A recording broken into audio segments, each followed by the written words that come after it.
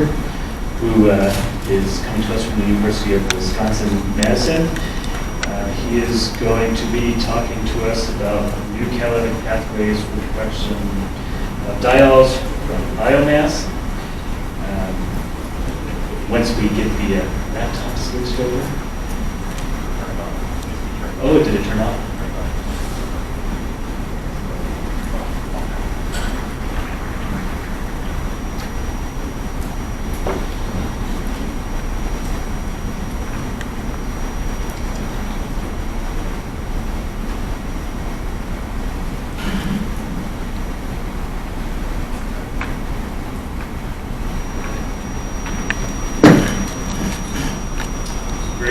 To be here today. I'm going to be talking to you about a project we worked on to take biomass and try and make ω-Diols.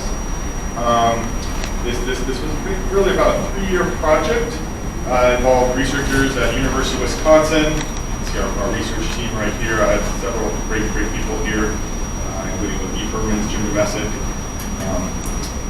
And then we have researchers at Minnesota, Michael Zapatis, Michela Martinelli at company Bluecam Bio, and Chris Marshall at Argonne National Lab. The overall goal, and this was received support from the U.S. Department of Energy, the Bioenergy Technology Office Program.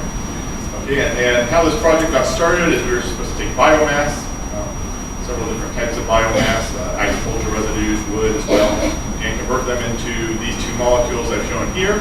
1,5-pentane diol, 1,5-pentane diol produced from the hemicellulose fraction of the biomass, and 1,6-hexane diol. The hypothesis, well, all these these are both ω-diols that can be used to make different polyester polyols and other polymers in the polymer industry. The 1,6-hexane diol, both are currently produced from petroleum today. The first step in this process involved a fractionation step. I won't go through a lot of detail by it's really Bluecam Bio, a technology developed by Jim Domesic and David Martino Alonso, several other people as well, where you take the biomass, you fractionate it in a GBL water solvent, and you do various separations. You get a furfural stream out, which we'll take and I'll talk to you about in the last part of my talk about how we go from furfural to 1,5-pentane diol. A lignin fraction, we never did anything with the lignin fraction on this. And then we had a cellulose fraction, and I'll first talk to you about this, what we did with the cellulose fraction and how we catalyzed it, converted it, made different ω-diols. And then the last will be the furfural section. So the first thing we discovered a little bit prior to this project is we were just doing cellulose hydrolysis with sulfuric acid, and we're just going to change the solvent. We're going to this is with THF, water, and most polyacrylic solvents will do a very similar thing. When we're in 11, and we're very dilute with the sulfuric acid, it's only 7.5 millimolar. And what, at these conditions, you primarily make HMF. You make a little bit of glucose, a little bit of levoglucosan. And then as you start decreasing the concentration of the solvent, we decrease the amount of HMF we make, and we start making more LGO. So you can see we start making levoglucosan, LGA, levoglucosan, and then levoglucosanone, LGO, and I'm going to talk to you a little bit about this. And when we go to pure THF, when we start with pure THF, we don't make any HMF. We go directly to LGO, and early times we make LGA as a primary product, and that gets converted to this molecule LGO. Okay. And so, one of the key parts of this talk really is to try and understand some of the solvent effects that are going on in this reaction. To make the 1,6-hexane diol, this is actually the most expensive part of the technology, just starting making the raw material. So we tried to understand what's happening with some of these solvent effects. It's a reaction. You have a Bronsted acid catalyst. We looked at 7 different reactants, 3 different polyacrylic solvents, and then just look at 4 different solvent-water ratios with all of these, all using the same, just a trifluic acid, Bronsted acid catalyst, and with molecular dynamics simulations, what we can see is that there's this local domain that forms where the water is enriched around that co-solvent, and that will change your reactivity quite a bit. So the first goal is to try and understand some of the solvent effects. And so we did all these reactions, different reactants, polar aprotic solvents, solvent-water ratios, and trying to develop a correlation between our molecular dynamics simulations and our experimental results. So the sigma is just the rate in the organic solvent divided by the rate in water. And we can see here's the relationship between the theoretical calculations, the predictions, and the experimental results. It's really based on three parameters. One is the preferential exclusion parameter from an MD simulation, so how many waters are closed in that local domain, a hydrogen bonding lifetime, and your hydrophilic fraction of accessible surface area. So for a wide range of molecules, we can start predicting something about these solvent effects. Okay, so I'm going to move on to some of the catalysis stuff. So we've looked at different cellulose concentrations. You'd like to go to higher in concentration, and here's some data where we took different cellulose loadings, change the water content. As you change the water content, you change the LGO-HMF ratio. All of this data went into a techno-economic model, and most of the data in this project goes in a techno-economic model that I'll only briefly touch on here. And you can see it kind of tells you where you should be operating in terms of water content, cellulose loading to maximize your LGO-HMF reduction. But the point is, if you scale these up to a large enough process, you can make these molecules at costs that are similar to most commodity chemicals. So let's talk a little bit about some molecules. We're going to start here with levoglucosanone. Okay, when we started this project, we were purchasing levoglucosanone for about $500 for 10 grams. It's now a molecule you can purchase from Aldridge. We had to custom make it sometimes ourselves. But now this company has started mass producing LGO from wood called Circa, and they have a 50-ton a year plant in Australia. And so with levoglucosanone, you have a chirocarbon. Okay. You have a chirocarbon. You have a double bond conjugated with a ketone protected aldehyde to protected hydroxyl group. Sometimes it's referred to as the next HMF molecule that you can build on. So we use it as a starting material in our project to look at what we can make from it. Okay, so this kind of outlines the chemistry that we worked on in the project. The first thing we looked at was just isomerization of the levoglucosanone into HMF. It's just an acid catalyzed reaction. You're opening up a ring. Okay, you can see with levoglucosanone, you see there's two rings in there. You're opening it up and then you're reclosing it. And then we won't talk about that today, but there's a chemistry involved there. Then the levoglucosanone gets hydrogenated to dihydrolevoglucosanone or styrene. If you hydrogenate the carbon-carbon double bond there, that's done at low temperature. And then the next step is, again, if you go to higher temperature with the same catalyst, you can make levoglucosanol. And now you have a chirocarbon, so you can make two of the different isomers. The levoglucosanol, if you're in a THF solvent, you'll make THFDM. And now you go to a bifunctional catalyst with platinum, silicon, alumina. If you're in a water solvent, you'll start ring opening up and you make this molecule tetrol. And you can see both tetrol and THFDM are actually alpha-omega diols. They both have that alpha-omega diol functionality on the molecule, both have stereochemistry. Very few people have looked at these molecules to look at products you can make from them. We're actually the first group to synthesize tetrol in high yield. And then afterwards, they both get converted to this trial, 1,2,6-hexane trial, over a platinum tungsten titanium catalyst, and then that reactant goes to 1,6-hexane catalyst. So we're going to walk you through kind of the chemistry here that's going on. Okay. So if we look at LGO at low temperature, 40 degrees C, you can get selective hydrogenation to styrene. Styrene is another product that you can now buy from Aldridge, and people are looking at it as a solvent for different types of polymer synthesis. Okay. Now the next step, it involves the stereoselective hydrogenation, and you can make two different isomers of levoglucosanol, the 3-ol, erythritol. Okay, and this is a function of the catalyst support. It's governed by kinetics, not thermodynamics. We hypothesize that the steric hindrance of the anhydro bridge group favors hydrogenation from the less hindered position. Okay, and there might be a need to try, or there might be a desire in the future to try and selectively make one of these isomers. So once you make the levoglucosanol, okay, then if you use a bifunctional catalyst, and you can use palladium silica alumina or platinum silica alumina, and we're working in a THF solvent, 150 degrees C, and platinum silica is inactive for this reaction, then you can go to the THFDM. stereoisomers you can make from the THFDM. Or you can make these products on the bottom, the THP, the molecule right there on the bottom. And this is just a bifunctional catalyst where we do it, and you can see the stereochemistry is kind of preserved in this reaction. So if we start with different ratios of levoglutsenol to 3O erythroyl ratios, we'll make different ratios of the cis-trans THFDM. So the stereochemistry, or the stereocenter is completely erased during the reaction. The ring opens, and then rearranged. It closes the ring. So this is a bifunctional catalyst. We want to look at the effect of different metal acid sites. And we can look at the reaction rate as a function of platinum loading. At low platinum loading, the rate is a function of the platinum loading. As you start going up to a higher percent, 0.25% to 1%, it becomes an acid catalyzed rate determining step. Okay, at higher platinum loadings, which that's where we did most of the reaction steps.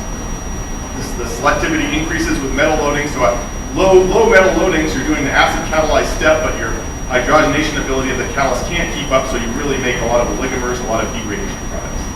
Okay, and so you have, if you separate the metal and acid sites in the reactor, it also decreases the product selectivity. So you want to keep the metal and acid relatively close, and then you can ring open, ring close.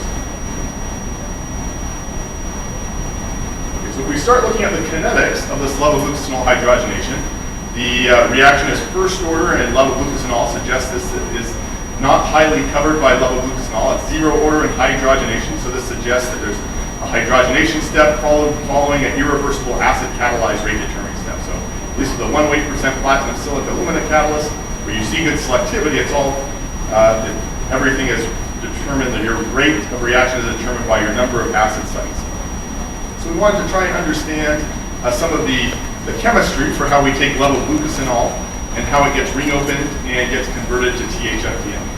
Okay, so and this is our proposed mechanism that Rajiv Asari at Argonne National Lab did these calculations with galcium to try to help us elucidate the reaction mechanism. It involves a successive acid catalyzed carbon-oxygen cleavage as the rate determining step here. So you start with a levoglutsenol, you break open that carbon-oxygen bond. Okay, and then here's the transition state. It's measured to be about 25 kilocalories per mole. Our experimental results are about 25 kilocalories per mole. We also did isotopic studies where we labeled the isotopic studies, and we can see where the carbon goes. And then it ring opens again.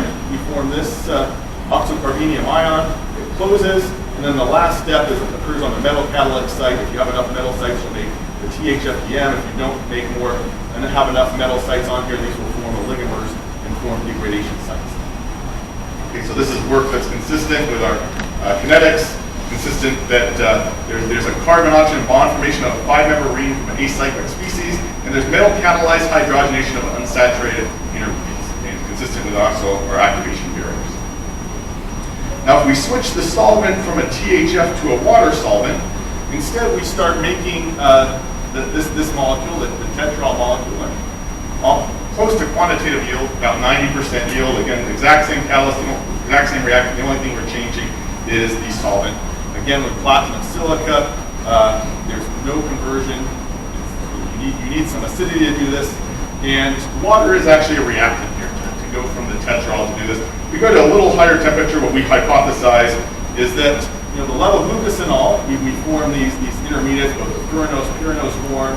They're in equilibrium with this acyclic form, and then the acyclic form can be hydrogenated on platinum sites to metals.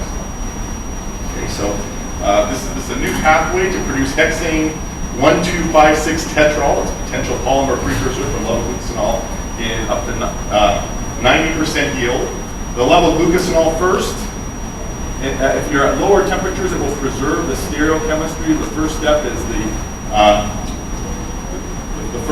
the acid catalyzed hydrolysis step to make the pyranose or the pyranose forms there. Okay.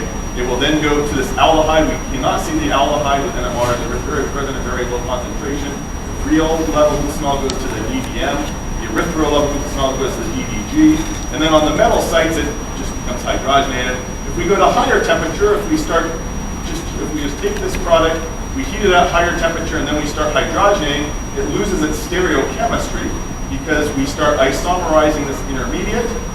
Okay, and this goes to the furanose and pyranose form here. So you start forming these different intermediates, and this is, you can put acids in there, but you don't need any acids. It will happen as long as you go to higher temperature, and then we'll lose the stereochemistry of the original levo-glucosinol original. So here's we have the intermediate, the DDM, DDG, DDM. And it's very analogous to other well-known sugar chemistry. Okay, so if we start with levo-glucosinol and hydrolyze it, we'll form these pyranose and these pyranose forms, just like if we start with levo-glucosinol. We'll also form the glucose from levoglucosin. Okay, and glucose has 5 different isomers. It has this acyclic form right here that's present in very low concentrations. If we start hydrogenating these, okay, from glucose we make sorbitol. If we have mannose, again it's the same chemistry. We'll make mannitol here. It's very analogous to this ureal levoglucosinol, erythroyl levoglucosinol, the exact same chemistry. And if we take the sugars, feed them over a Lewis acid or Bronsted base, we'll isomerize the glucose and mannose to fructose. Okay, and just like we isomerize these, but we don't need a catalyst in this case.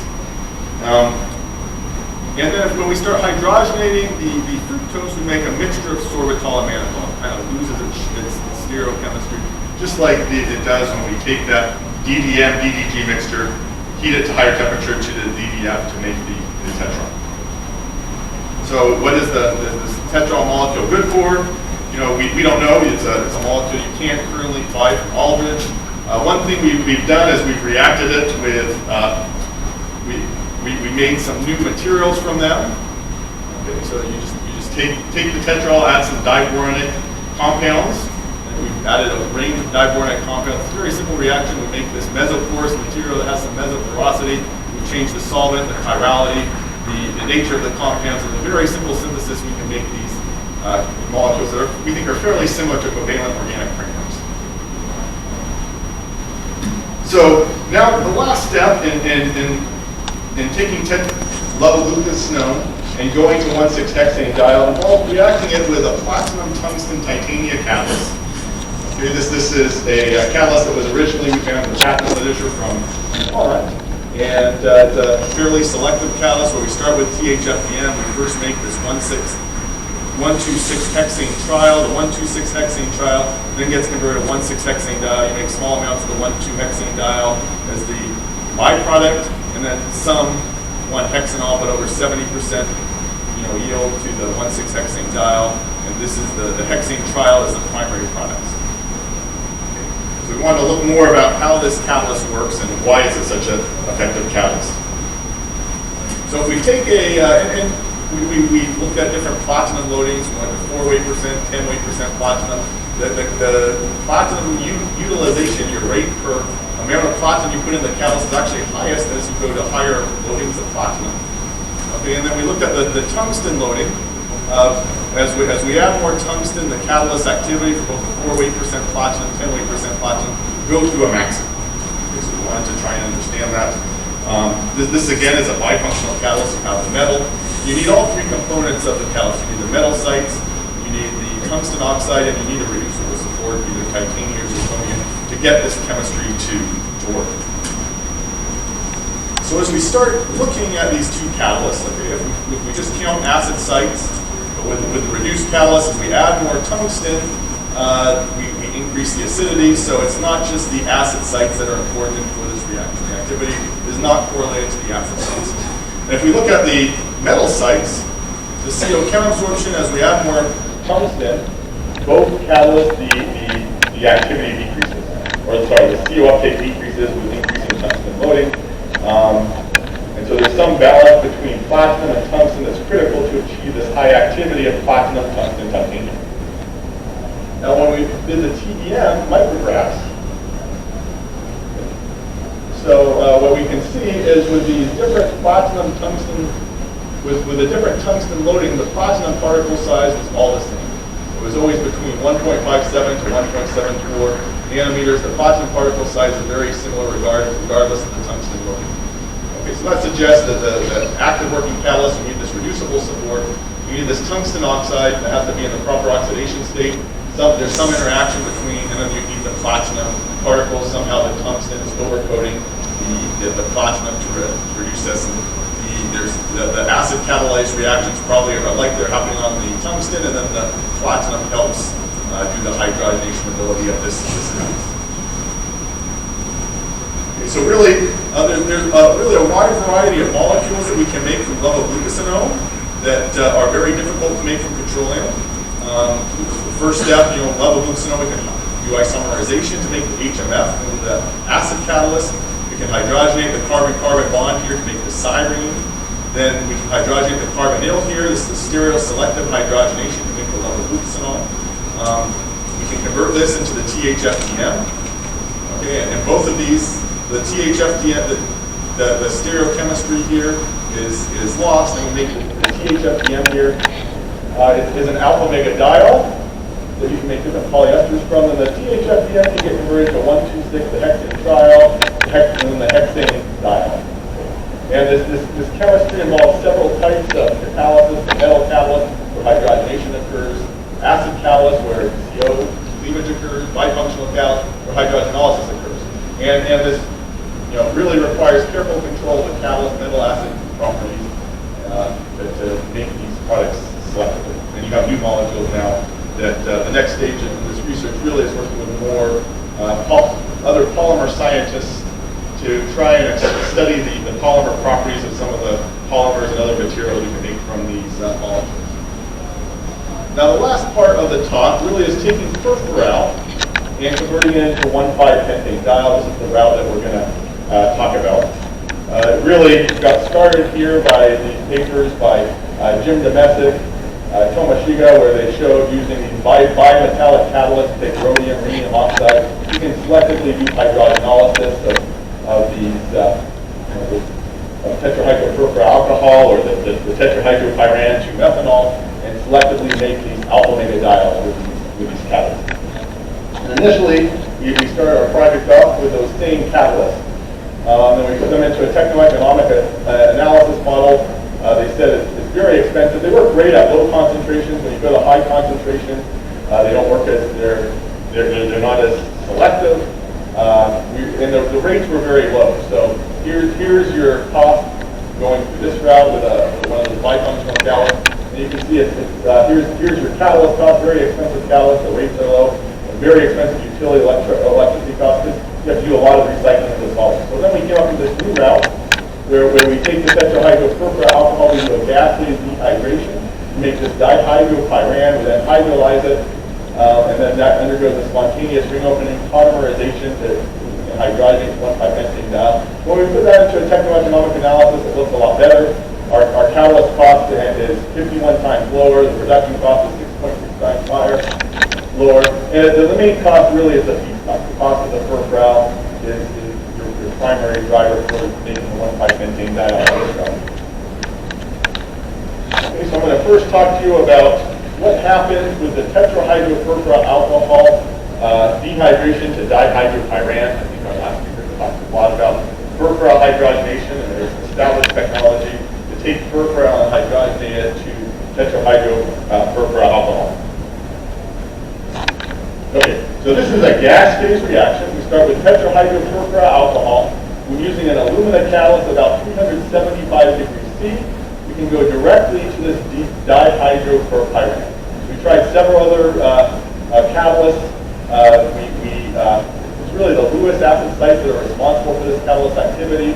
The alumina is 5 to 7 times more active on a per site basis than other dilite acid catalysts that we've tried. The mechanism here, we can start with the tetrahydropurpura alcohol. It absorbs on the catalyst. Okay, and then you then have this rate determining step. According to our kinetics, I think this is the rate determining step where you have this carbon anion that forms, ring opens, okay, ring rearranges, and then it dehydrates to give you the dihydropyran, and then the consistent with our C13 label in the 2 position of DHP with a Earth likely due to 2 Earth, likely due to 2,6 scrambling in DHP by an oxocarbenium intermediate. Or this chemistry does involve these oxocarbenium ions that I'll talk a little bit about later on. The mechanism involves formation of a carbenium ion followed by a carbenium ion rearrangement. It's up order in THFA and negative order in water and DHP. This suggests that the rate determining steps involve absorbed THFA dissociating to the DHP and water. There is some catalyst deactivation that kind of occurs each time on screen, but we can regenerate the catalyst with a very inexpensive catalyst, and you can regenerate it basically and get back your activity by doing a calcination treatment. And from doing different cycles, they're all in a continuous flow reactor. You only lose, going from cycle 3 to 4, it's only a 2.5% loss in activity. We ran this at low conversion just so we can measure the catalyst stability. You can see as we go from cycle 1 to cycle 2, you do lose some activity, but after that, it's fairly constant. And you do have small amounts of coat that forms on the catalyst surface that you can then burn off, and you can get over 90% yield with the DHP. Okay, so once we make the DHP, okay, the next step involves a hydration step. We're just taking DHP, hydrating it with a water, and forming this 2-hydroxy tetrahydrocarbon. This is a biphasic reaction. The DHP is not soluble in water. Okay, the product is soluble in water, and we just put DHP water. Just do it, pressurize it. And in this case, we use helium. You don't have to use helium. And you can go to high concentrations, 20 weight percent, 50 weight percent of DHP in the water. And what we see is we do see some dimers that are formed. Okay, the dimers are irreversible. It's the reversible reaction that form the dimers, and then we go back to finally the product you want to make, 2HY DHP. Okay. At higher temperatures, you want to keep your temperature less than 130 degrees C to increase your yield. If you go to start, in the higher temperatures, you start making other oligomers and other products. Now, the interesting thing about this reaction is there's no catalyst added, but it is an autocatalytic reaction. So here's our reaction. Here's our rate of our concentration here of our product as a function of time. You can see it increases as a function of time, like it's a high order reaction. And the reason it is because you're forming small amounts of acidic species formed likely from the 5-hydroxyvalproaldehyde that catalyze the reaction. So it's an autocatalytic reaction that generates its own catalyst. You see the same thing in the continuous flow reactor. This is data from the batch reactor. The continuous flow reactor, we see the rates increase with time. There's a short reduction time. The reaction rate doubles after 4 hours due to an increase in solution acidity. But really, it just involves taking DHP, adding water, and heating it up and stirring it together. And you can make your final 2HY THP product. So one question is, why does this hydration reaction happen so readily? And the rate of DHP hydration really is a lot greater than the rate of cyclohexene hydration. And our hypothesis is it's really due to the formation of a stable oxocarbenium transition state. So if we look at cyclohexene, we form a secondary carbocation. If we look at the dihydropyran, we form an oxocarbenium transition state. So we just measured the rate of hydration of several species. These ones would form an oxocarbenium ion. These ones would form a tertiary carbocation. These ones would form a secondary carbocation. We put in a catalyst in there. We put in CSM5 just to so we could get a little better control of the acidity in the reaction and measure rates. Okay. And you can see here's the 2 molecules that form the oxocarbenium ion. Here's the other molecules that form the secondary tertiary carbocation. We have to zoom in 5 orders of magnitude to see any rate of reactivity here, but they are reactive. Just the oxocarbenium ion is a lot more stable. So these molecules go through this oxocarbenium transition state, so they'll have a lot higher rate of hydration.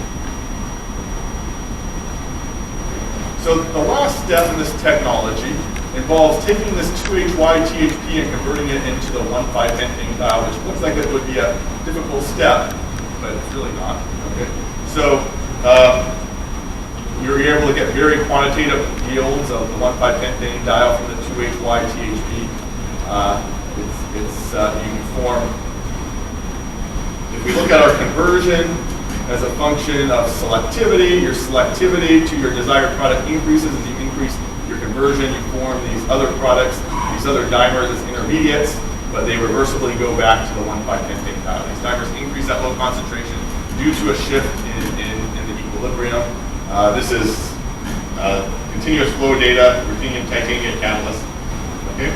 And we can selectively make the 1,5-pentane-diol from the 2HY-THP. Okay, so why does this happen? Well, to understand this reaction, we really had to do variable program NMR studies to see what's happening with the 2HY-THP. And when we put it in the NMR, okay, we can see here's the 2HY-THP. Here it undergoes a ring opening cauterization reaction. Here's the aldehyde. You can see small amounts of the aldehyde starting to be formed. As we start increasing the temperature, we can see more of this aldehyde form. So as we increase the temperature, we can see there's this equilibrium that exists between these two molecules, and we make more of the aldehyde. It's very easy to hydrogenate an aldehyde. So this reaction, this whole pathway, the whole secret of it is trying to make this hemiacetal that undergoes a spontaneous ring opening cauterization, and then we're able to very easily and efficiently convert the aldehyde. So, you know, we kind of started the project by looking at these rhodium-rhenium catalysts that can selectively cleave this carbon-oxygen bond, make the alpha-omega-diols. They're very selective. The problem is, the challenge is the rates are very low. Our new approach is taking a biomass-based molecule, tetrahydroperpheral alcohol, functionalizing it to this hemiacetal group. It undergoes this hemiacetal will undergo this homogeneous tautomerization reaction to make this ring open form, and then that will get hydrogenated. And the rate of hydrogenation of this aldehyde is more than 80 times faster than this rate of hydrogenolysis. It's all about a catalyst and tuning your molecule so you get the right feed, so the catalyst can do things that catalysts are good at doing. We've applied this chemistry to C4 and C6 streams.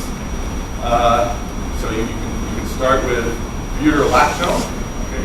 If you hydrogenate the butyrolactone to this hemiacetal, it will also undergo a ring opening cauterization form, and then you can hydrogenate that to 1,4-butane-diol. I do not know how to take biomass and make this butyrolactone in any type of reasonable yield. And we can also do the same thing with the 1,6-hexane-diol route, where we start with tetrahydrofuran methanol. We make this 8-member ring, tetrahydroxypyrene, okay? And then you can hydrogenate that, you can hydrolyze that, and this is a very low selectivity step. You only get about 50% yield, and then that will undergo a ring opening tautomerization, and you can hydrogenate that to make the 1,6-hexane-diol. So the chemistry can be used to make C4, 2C6 alpha-omega-diols. The challenge is making that hemiacetal from biomass, and really only with the C5 route can we make that hemiacetal from biomass. We think there's an economic incentive to commercialize this technology. There's a spin-out company that's licensed the technology. They've scaled this up, and now they've made bigger quantities of pyran-diol. They scaled that up 10 to 50 times, depending on the reactions they want to make. And now they're using the 1,5-pentane-diol to make different polymers. They now call this the pyran-diol. And next year they hope to have ton quantities that will be available for the pyran-diol. Right now they have evaluation samples to allow people to evaluate the 1,5-pentane-diol they produce. And next year they hope to get the larger quantities. And now if you imagine, if we take biomass, okay, we take the cellulose portion, make ethanol, we use the glucan bio triversa process to make furfural, take the furfural, sell it as 1,5-pentane-diol. And we use the NREL economic model to make the ethanol, and then we sell the 1,5-pentane-diol as a co-product in an ethanol refinery. And depending on the cost of 1,5-pentane-diol, here's the selling price of 1,5-pentane-diol, you can decrease the cost of ethanol. So here's the current cost of ethanol according to the NREL model. Okay, so if you sell it, the 1,5-pentane-diol at $2,700 a ton, we can decrease the price of 1,5-pentane-diol can sell for close to $4,000 a ton. That can decrease the price of your ethanol by $2.15 per gallon. Okay, and right now, 1,5-pentane-diol actually sells for $6,000 a ton. So there's room to make these co-products to decrease the price of making the fuel as well. So the challenge is always market size. So in conclusions, we talked about how new oxygenated chemicals can be produced from biomass. The process models and these chemicals are very expensive, difficult to make from petroleum. The process models suggest these technologies are similar in cost to other oxygenated commodity chemicals produced from oil. There's a range of catalysts used for this reaction: acid sites, metal sites, bifunctional metal acid sites, where solvents are important, stereochemistry is important, lots of rich chemistry is involved here, lots of complicated chemistry, dehydration, hydration, hydrogenation, hydrolysis, isomerization, ring-ring arrangements, often with an oxocarbenium ion transition state. And looking for the future, I think every single company talks about having sustainability as one of their goals, and you really can't do that unless you have a sustainable feedstock, and biomass really is the only sustainable carbon feedstock that's economically viable that we can make. And these new renewable monomers offer the chemical industry a chance to lower their carbon footprint and also make new products that have unique properties that are maybe superior to petroleum-derived monomers for certain applications. Okay? These new monomers must be tested in different applications, polymers, surfactants, solvents, to assess its performance and de-risk the industrial adaptation. Okay? Biomass chemicals will require technology development and capital investment, but it will allow us to develop a more sustainable future and help make biofuels more economically viable. So thank you for your time, and I'd be glad to answer any questions.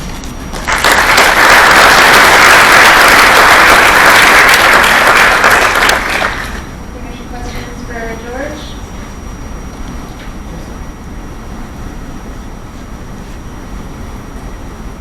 As we know, George, we make ethanol from sugar fermentation. You actually produce more CO2 than you have consumed. What's the CO2 picture here for this method to get to ethanol? Well, if you do it in my lab on a very small scale, probably not so good. If you're doing a large industrial plant, it has a big CO2 reduction, and you're storing the carbon. And it looks good. Excellent. Thank you.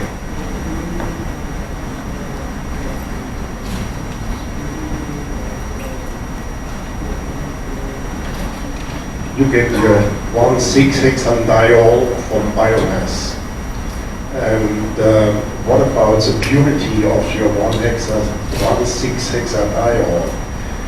Because I assume you want to have that for nylon 6,6. Is that correct? Well, that's one use for the 1,6-hexane-diol. Probably there's several uses for the 1,6-hexane-diol. Another one is polyester polyols. I think polyester polyols, polyurethanes, other things.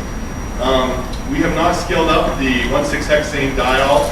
We have scaled up the 1,5-pentane-diol, and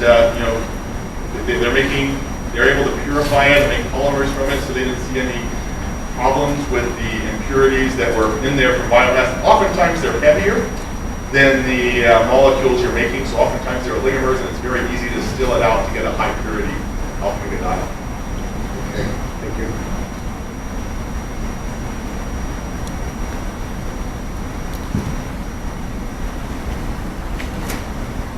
Thanks, George, for a great presentation. Jihad from Hexane. George, you mentioned that you make all of these monomers for polymerization. As you know, the specs for impurities in these monomers, it's very, very high.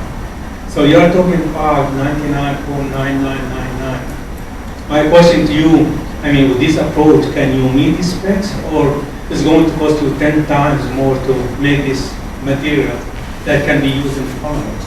Yeah, so with the 1,5-pentane-diol, we're starting to make, we've sent it to a company who's doing the polymerization reactions, and they've said your level of impurities are acceptable. We're making polymers from them. It looks pretty promising. So we're doing those tests now, but that's a very important question that we need to address as we move forward. Are there any other questions? All right, if not, I'll thank George for a great talk.